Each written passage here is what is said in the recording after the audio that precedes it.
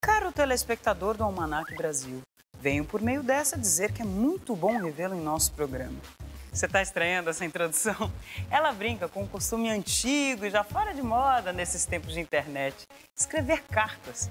Esse é um dos assuntos do programa de hoje, que também traz para você muito humor, ciência, história, curiosidades, bate-papo.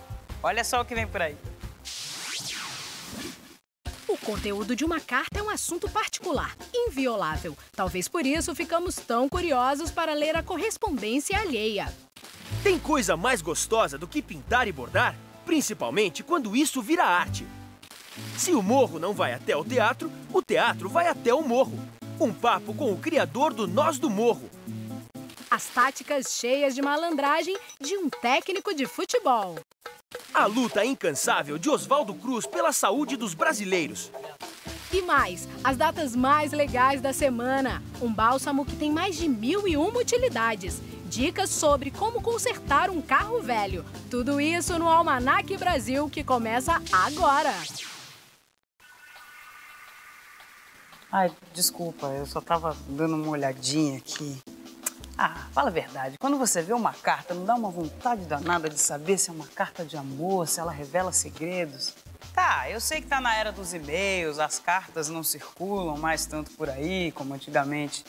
Mas sabe que desde o descobrimento do Brasil, as cartas mudaram os rumos da nossa história.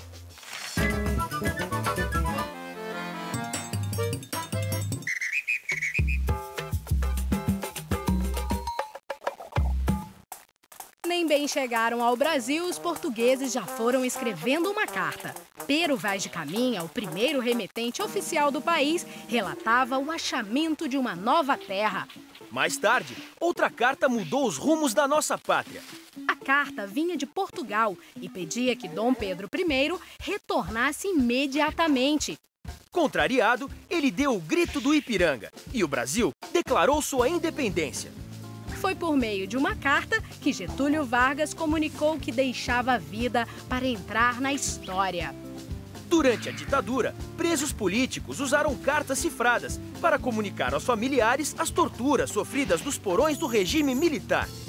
As missivas particulares também fazem parte da história, a começar pela troca caliente de correspondências entre a Marquesa de Santos e Dom Pedro I. Eu não quero que tu estejas nem um instante mal comigo, nem quero que tu suponhas que eu estou contigo, escreveu Dom Pedro em uma delas. As assinaturas são um capítulo à parte. Iam de Pedro e Imperador a Fogo, Foguinho e Demonão. É, entre quatro paredes e dentro de um envelope, irreverência ou morte, hein, Demonão?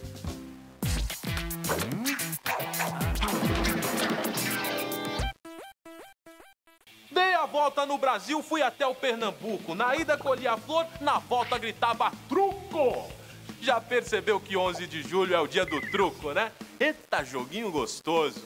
Agora, se você quer agito, vá para 13 de julho, que é o dia mundial do rock. E se depois pintar uma dor de cabeça, tome um remedinho que faça. 14 de julho é o dia do propagandista de laboratório. Agora, se persistirem os sintomas, corra para outro homenageado do mês. 14 de julho é também o dia mundial do hospital. 15 de julho é o Dia Internacional do Homem. Ah, eu sempre achei que nós merecíamos um dia. Então, mulheres, procurem um comerciante, que é o homenageado do dia 16, e tratem de comprar lindos presentes, porque nós, homens, merecemos. O brasileiro adora pintar e bordar. Mas existe uma família de artesãs de Pirapora, cidade mineira às margens do Rio São Francisco, que fez da arte do bordado uma forma de mostrar a região para o resto do Brasil e para o mundo. Vamos ver como é que se faz?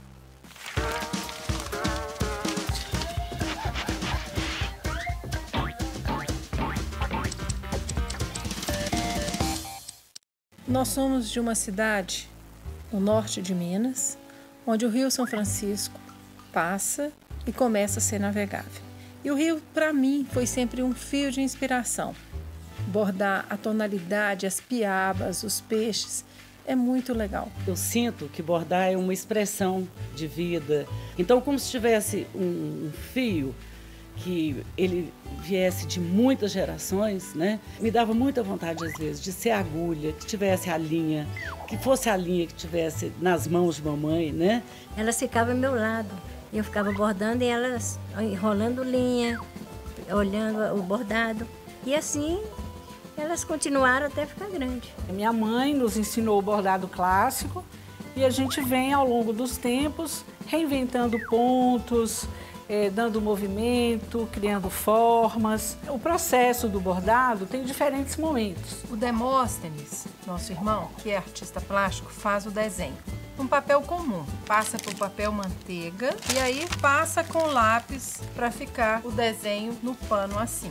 Tem ponto cheio, ponto atrás, ponto rococó, tem o ponto matiz, que é esse que eu estou fazendo aqui agora. Cada ponto desse, ele tem uma finalidade de preencher espaços, ora mais delicados, ora mais vigorosos, e a bordadeira que decide no seu processo criativo o que é melhor.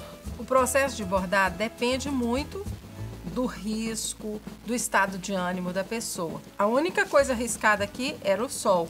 O que veio para mim era a figura do avô paterno, com essa luz, com a delicadeza, com a fé. Ela foi deixando acontecer e aí vira essa coisa linda, bem espontânea. E aí é juntar a linha, juntar o sentimento, juntar a agulha, pano, a história da gente, aquilo que a gente quer registrar e colocar no pano. Ela nasceu no Maranhão, começou a cantar em São Luís e em 1996 foi considerada uma revelação da música brasileira. Alguns CDs e muitos shows depois, juntou a batida do terreiro com a tecnologia. Nascia a Tecnomacumba, o som que mostrou a arte de Rita Ribeiro para todo o Brasil.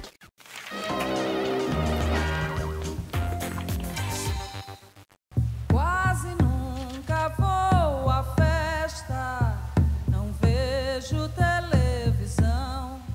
O Tecnomacumba é um manifesto de brasilidade porque ele trata de questões muito básicas e fundamentais da cultura brasileira. Ele traz à tona questões da formação do nosso povo e especialmente da influência da cultura africana sobre a nossa formação. Minha sereia é moça bonita, minha sereia é moça bonita, nas ondas do mar, aonde ela habita, nas ondas do mar, aonde ela habita.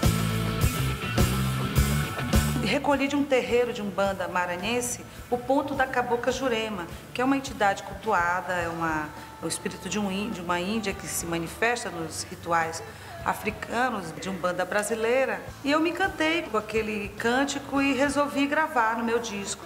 E eu fiz a fusão dos tambores da mata, que são ritmos típicos da umbanda maranhense, com batidas eletrônicas que na época, em 97... ainda tinha influência da disco music. A música eletrônica não estava tão evidente no Brasil como hoje, né? Minha sereia é moça bonita. Na Tina, vovó lavou a roupa que mamãe vestiu quando foi batizada. E mamãe, quando era menina, teve que passar muita fumaça e calor no ferro de bomba. E Tecnomacumba se renova a cada ano. Eu desencanei de finalizar o projeto. A ideia, o conceito de valorização da cultura, de reverência e respeito aos povos que nos formaram e que trouxeram toda uma riqueza em termos de informações. Isso é nosso.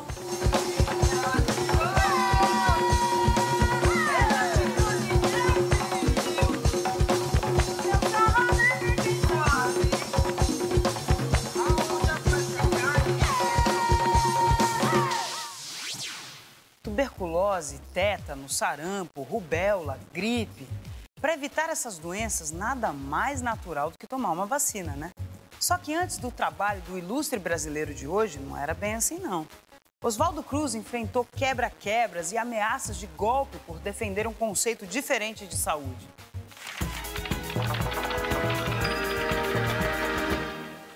No início do século XX, o Rio de Janeiro teve grandes epidemias.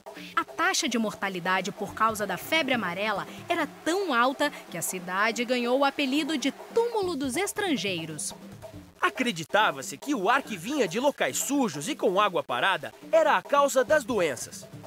Mas o médico sanitarista Oswaldo Cruz defendia a teoria de que os mosquitos eram os verdadeiros transmissores e deviam ser exterminados. Implementou medidas sanitárias, criando brigadas para eliminar focos dos insetos e erradicou a febre amarela no Rio de Janeiro em 1907. Mais tarde, diante da ameaça da peste bubônica, convocou funcionários públicos para pagar pelos pequenos roedores que a população capturasse. A caça ao rato deu resultado. Pouco tempo depois, a peste bubônica foi controlada. Em 1904, ele tornou obrigatória a vacina contra a varíola. Os detratores se mobilizaram. Ninguém queria receber um líquido desconhecido nas veias. Insuflada, a população saiu às ruas, virou bondes, quebrou lampiões. Com o tempo, isso mudou. Oswaldo Cruz implantou uma política pública de saúde com saneamento básico, campanhas de vacinação e informação para a população, mudando para sempre a forma como encaramos as questões relacionadas à saúde e à prevenção de doenças. Chegou a hora do Brasiliômetro. Preparados? Então aí vai. E a resposta você já sabe. Vem depois do intervalo.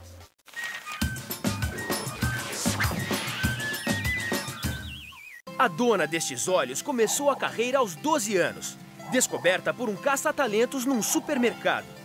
Em 1994, estreou como atriz na novela Éramos 6, do SBT. Mas a fama veio mesmo na TV Globo, com a minissérie Hilda Furacão, de 1998. Na história, a dona destes olhos era uma prostituta que vivia uma ardente paixão com um seminarista. Luísa Brunet? Maite Proença. A Juliana Paz. Ela é bonitona também. Eu tô com o nome dela aqui. De quem são esses olhos? A gente volta já já com a resposta.